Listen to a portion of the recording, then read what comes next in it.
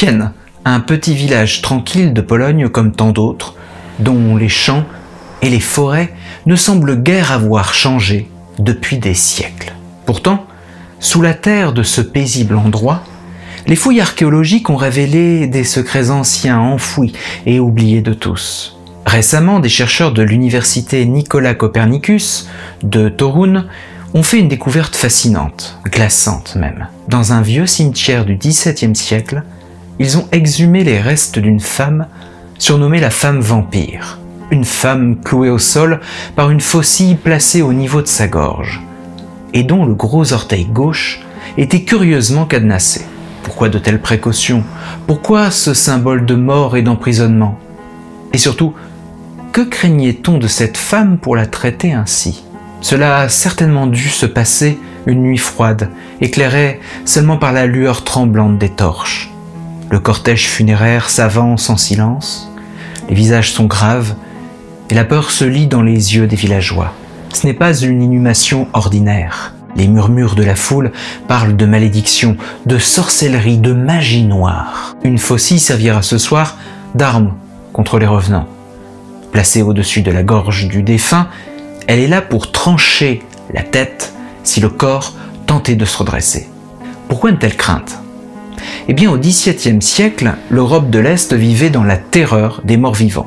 Les récits de vampires, ou vrikolakas, comme on les appelait parfois, étaient omniprésents. Selon le professeur Dariusz Poliński, directeur de recherche interrogé par le Daily Mail, plusieurs moyens étaient utilisés par les populations de l'époque pour empêcher les défunts soupçonnés d'être des vampires ou des sorcières de revenir à la vie. Couper la tête ou les jambes, les placer face contre terre pour mordre le sol, les brûler ou les briser avec une pierre. Selon la sagesse populaire, la faucille protégeait les femmes en travail, les enfants et les morts contre les mauvais esprits. Elle a également joué un rôle dans les rituels conçus pour contrer la magie noire et la sorcellerie. Cette femme vampire trouvée en Pologne n'est pas un cas isolé. Des fouilles ont révélé d'autres corps traités de manière tout aussi étrange. Des corps mutilés, des têtes coupées, des jambes sectionnées. Tout cela pour empêcher une éventuelle résurrection. La peur de voir les morts se relever hantait véritablement les esprits de cette époque. Mais qu'en est-il de cette histoire de cadenas?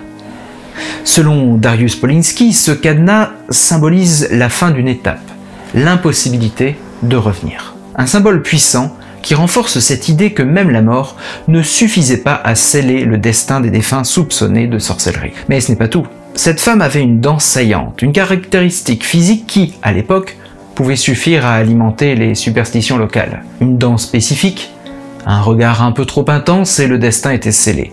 On pouvait vous accuser d'être un vampire, un être maléfique condamné à rôder entre les deux mondes. Et pourtant, il y a un contraste saisissant. Cette femme vampire n'était pas n'importe qui. Oui, car elle portait un bonnet de soie, un objet de grande valeur à cette époque, réservé aux classes sociales élevées. Était-elle une noble? Une femme de pouvoir? Comment une personne de rang si élevé a-t-elle pu se retrouver enterrée de cette façon, entre superstition et honneur funèbre? Était-elle simplement victime de son apparence? Ou bien connaissait-elle des secrets que la communauté voulait à tout prix enterrer avec elle? Les archéologues, en fouillant les tombes de Pienne, n'ont pas seulement trouvé cette femme. D'autres corps, dont par exemple celui d'une jeune fille, âgée entre 14 et 19 ans, ont aussi été retrouvés dans des circonstances similaires. La faucille était à nouveau là, placée soigneusement au-dessus du cou. Dans la sagesse populaire, la faucille n'était pas seulement une arme contre les morts vivants, mais aussi une protection contre les mauvais esprits qui tentaient d'influencer les vivants et les morts. Ces tombes nous rappellent que la mort, au XVIIe siècle, n'était jamais simple. Les peurs collectives prenaient souvent le pas sur la compassion et les funérailles devenaient des rituels de protection, autant pour les morts que pour les vivants. Des pratiques comme celle-ci, des cadavres cloués au sol, décapités ou placés face contre terre pour mordre la terre, tout cela avait pour seul but d'empêcher le retour des morts parmi nous. Vous vous demanderez peut-être, pourquoi maintenant? Pourquoi ces fouilles en Pologne attirent-elles notre attention aujourd'hui? Eh bien, ces découvertes aussi étonnantes ne sont pas les premières du genre. En 2015, à Drawsko, 5 corps présumés être des vampires ont été découverts dans un vieux cimetière de 400 ans avec une faucille autour du cou ou une pierre entre les dents. Leurs têtes étaient transpercées par des tiges de métal ou leurs dents écrasées par des pierres. La peur des vampires n'était pas un mythe isolé, mais une croyance profondément enracinée dans l'Europe de l'Est, à tel point que des pratiques funéraires similaires à celles observées à Pienne seraient devenues courantes à la même époque. Les personnes décédées prématurément, notamment, pouvaient être redoutées et leur corps mutilés pour empêcher une éventuelle résurrection.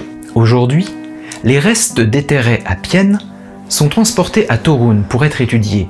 Les chercheurs tenteront de comprendre non seulement l'histoire de cette femme, mais aussi les rituels qui entouraient sa mort. Était-elle véritablement vue comme une menace pour les vivants?